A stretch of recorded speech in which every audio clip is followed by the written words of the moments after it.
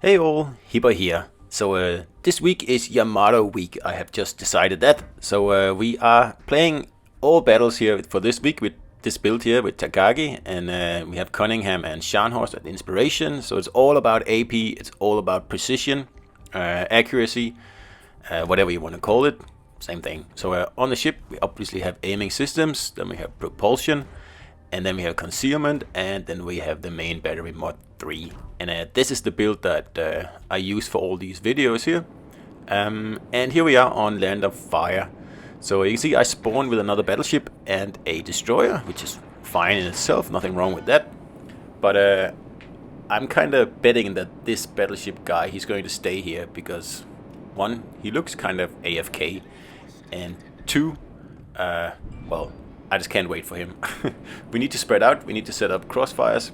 So I'm going to go on the left side of this island here.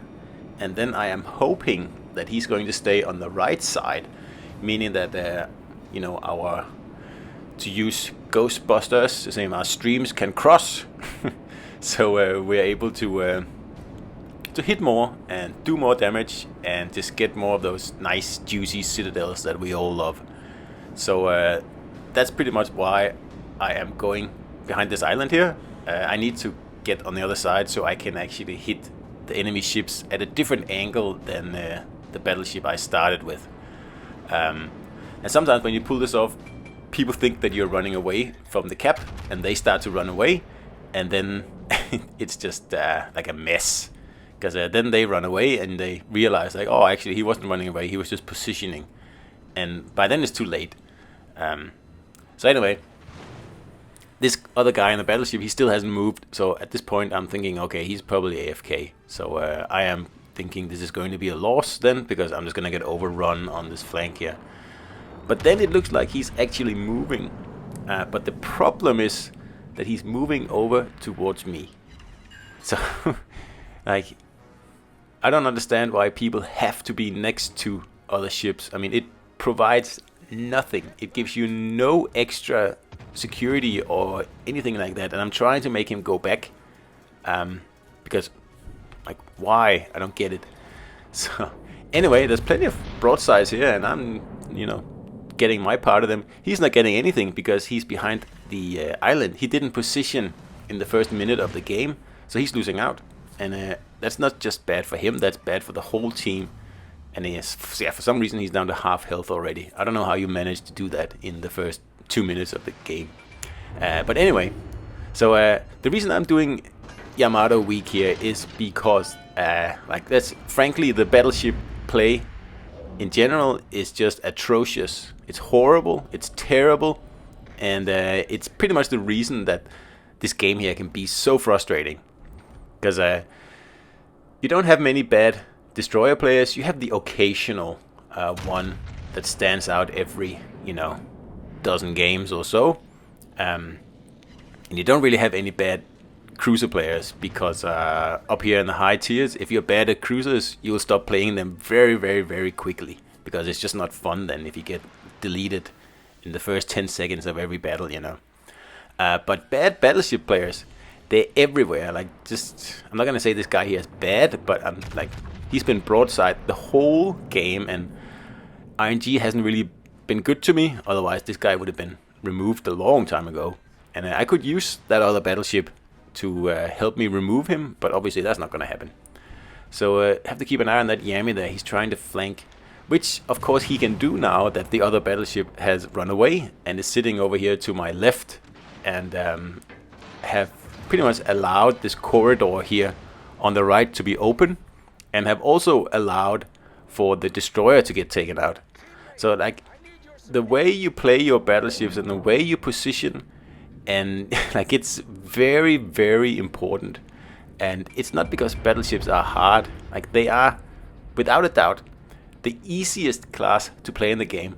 I mean, if you just sit somewhere relatively safe, bow in to the enemies, and you shoot at whatever pops up, like, you're going to do well, right? So I don't understand how you can, like, get taken out in a battleship immediately when this battle starts. And I mean, battleships are the most important ships in the game. I mean, there's a reason that when you lose a battleship, you lose 60 points from your points, and the destroyer is only 45. I mean, there is a reason for that. Because battleships are so important, and they just do so much damage in a very short time, that, well, they just don't have an equal. And the problem is that everybody wants to play battleships, even the people who have, like, no idea about how to play battleships. And that's fine. I mean, we all have to learn somewhere, you know, somewhere being the key word here. And learning does not happen at legendary tier. And it does not happen at tier 7. Perhaps a little bit at tier 6, but learning happens at tier 5 and down. Look, I get it. Everyone wants to play the big ships up in like the top of the hierarchy, and you know, of course, that makes sense. And this criticism here is on wargaming, that like they are allowing this to happen.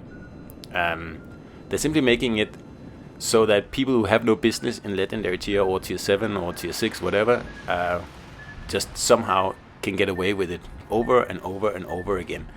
And really the only way of fixing this is to turn the service costs up, way up, like extremely up. I think it should cost 1 million silver, or at least 500,000 silver, to take out your ship in legendary tier, no matter what ship. That would definitely help a little bit on the absolutely atrocious gameplay that's at legendary tier. And when I say atrocious gameplay, like what just happens right here, I'm talking battleships. So raising the service cost to 500,000, 700,000, 1 million silver, and it's just silver.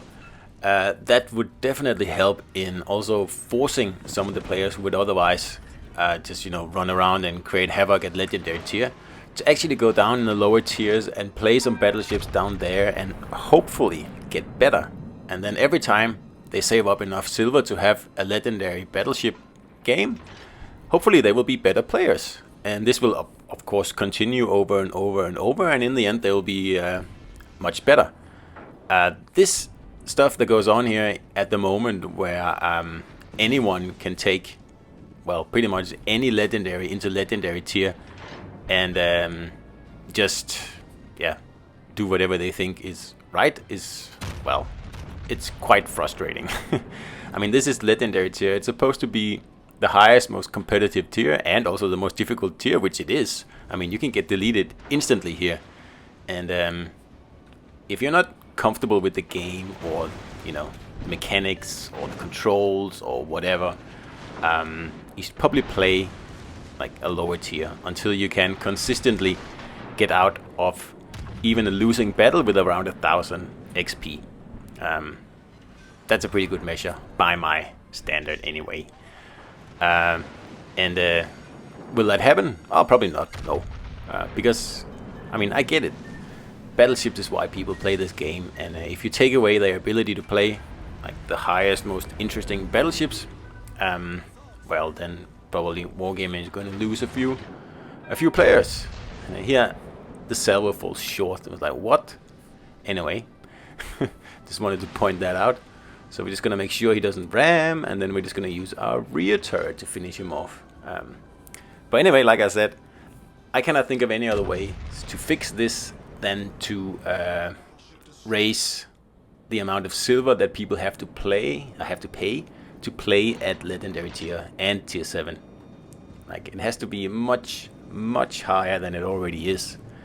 I don't see it happening though, and we'll just have to live with it. But yeah, it's quite frustrating. So anyway, like I said, because this week is now Yamato week, there will be a Yamato video every day, obviously. And that's because I've been playing the ship almost exclusively the last few days, and actually had a pretty good time doing it. I mean, I do play battleships, I just don't play them very often compared to cruisers, but I'm starting to perhaps find them more interesting now that there's more going on in legendary tier.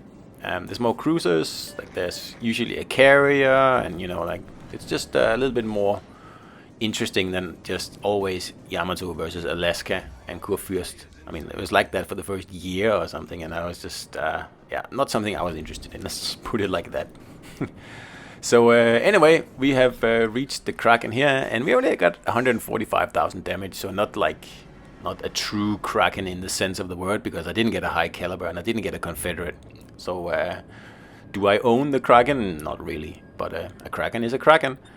And also when the game stops or finishes here, you will see that the amount of XP you get for a Kraken is like nothing, unless you take all the health of all the ships that you have sunk for your Kraken. Then you get into you know, nice levels, and that's also the reason why I don't really see much point in chasing Krakens, because if I have to choose between capping or a Kraken, I always choose the cap, always, because it grants you way more XP than that little blue emblem up in the corner there. And you can see here the only reason I got a Kraken is because I wanted to cap, and then it just so happens that there were ships to shoot over here in the cap, and then it just, yeah, it turned out that way. But Krakens aren't something that I chase, really. I leave that to Jerk. I'm sure you know Murder Jerk's channel. Anyway, if you don't, then go look it up, because I think he has a Kraken in every ship in the game, somewhere along those lines anyway. So that was another Yamato video here, and it's a very nice victory, and of course there'll be another one tomorrow, and they're all gonna be good ones, I can promise you that. So I hope you enjoyed this battleship battle here, a little bit unusual for my channel, and I'll see you out there.